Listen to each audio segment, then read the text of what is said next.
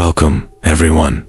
Before the horror begins, like the video, subscribe to the channel, and share in the comment where you're from and what time you're watching. It helps YouTube bring the best horror straight to your screen. Now, let's start.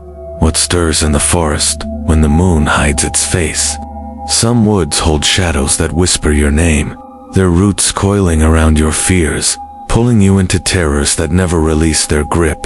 Tonight, we venture deep into 3 chilling tales of late-night forest horrors, where the trees themselves seem to breathe with malice. Grab your flashlight, stay on the path, and listen close, because some forests claim your soul with every step. Story 1. The Root That Stared. The gnarled root pulsed at midnight, its twisted bark forming pale, unblinking eyes that glowed with a sickly green light, staring from the undergrowth of an Oregon forest's dense heart. I was alone, reeling from a vicious fight with my best friend over a broken promise. His words, "You're a coward," steep in my mind. The air was thick with pine and a sour, metallic stench that scorched my throat. The ground littered with damp leaves, cracked twigs, and dark smudges that glistened like blood.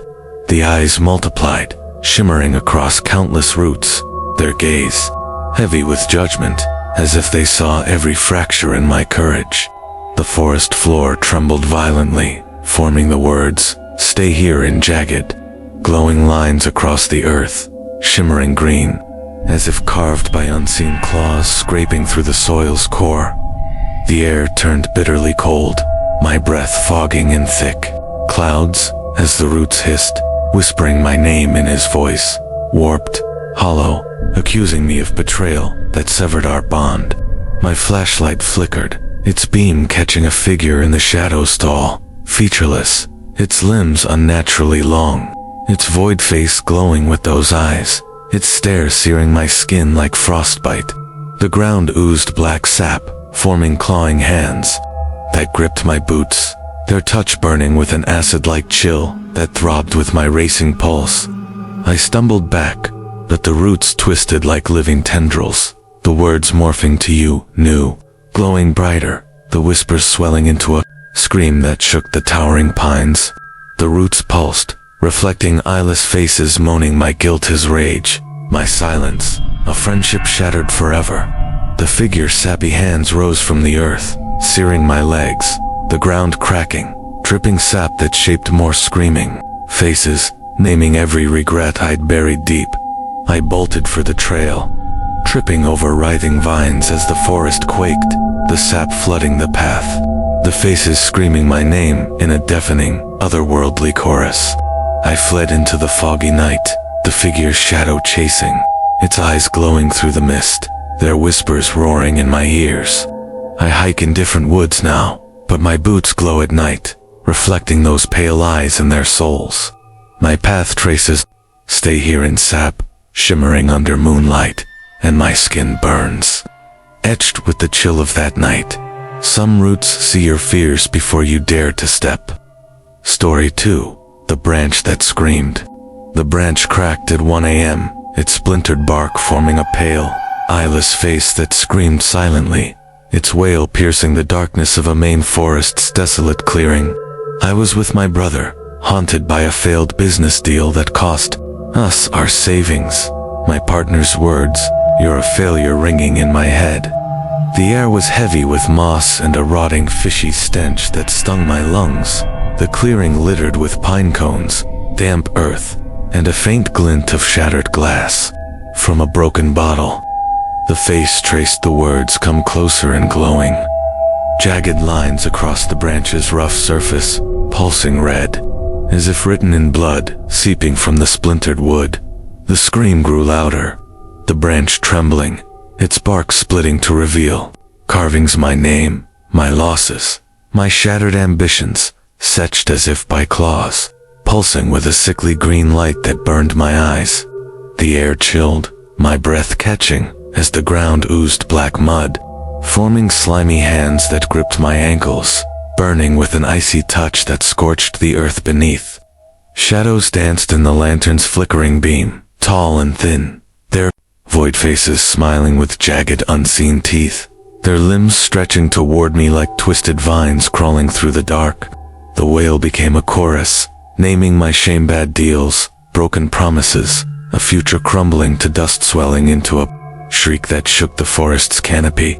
My phone died, then flared, showing figures rising from the mud, dripping and clawing, their eyes glowing green, their mouths moaning my failures.